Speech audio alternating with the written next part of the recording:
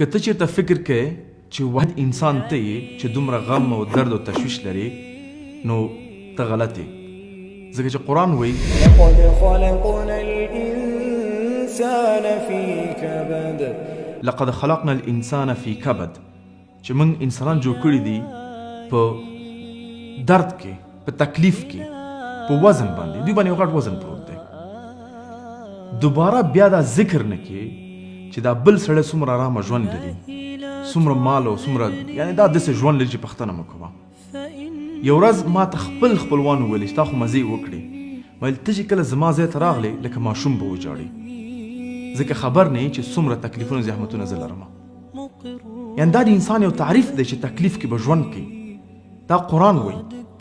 خور به په دې تشویش کې وي چې زما باندې بیولوژي ساعت را روان دی، اوس 10 کلنه شومه، خاوند نه پیدا کېږي، مېړه نشته دی، زړېږم.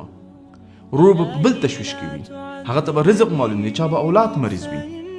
لیکن هر یو انسان په تشویش، په درد او په غم کې ژوند کوي، ځکه دا تعریف د دنیا دی. او داسې هم نه دی دا کوم تشویشونه دردونه چې موږ لرو د ده موږ برداشت نشو کولی.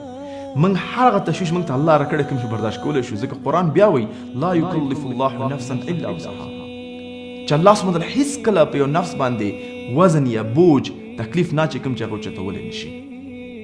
زه اکثرونه ګورم د خپل ژوند نه ډېر شکایت کوي، خورګان خپل ژوند نه شکایت کوي او فکر کوي چې دا کوم احمد او محمود په سوشل میډیا کې، فیسبوک کې، انسټاګرام کې عکس واچو، موټر سره، بایسکل سره، موټر سایکل سره، تعمیر سره، نوې کالیو سره، دا بهترین ژوند کوي. نه حتی فرعون قرآن وایي چې په ډار کې ژوند کوو. نو دوباره خپل ژوند باندې مایوسه کېدل، دوباره په خپل ژوند باندې ویل چې فقط زه الله لیدلی یم، دا زه ولې حق نه لرم ښه ژوند وکړم. الله ته دې دپاره دا تشویش درکړی دی، درد درکړی چې تا ته ووایي چې دا دنیا فانی ده، دا دنیا دروغ ده، پام کوه چې آخرت دې هیر نه کړي. دا دې دپاره درکړی دی، بلکې معنا نه لري. او چې کله هم الله درد درکوي، د دې دا معنا نه چې الله تا نه نفرت کوي. چې کله هم ته یو قالین راواخلې او لښته ورته ونیسې سنډې، دا دې معنا ته قالین ته زجر ورکوي، یا دې معنا قالین ته ګرد وباسي.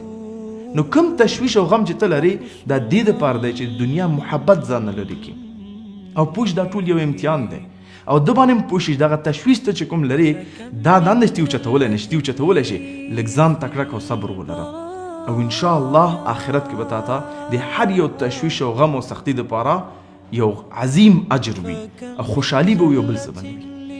في البرايا وأنت علي ذو فضل ومني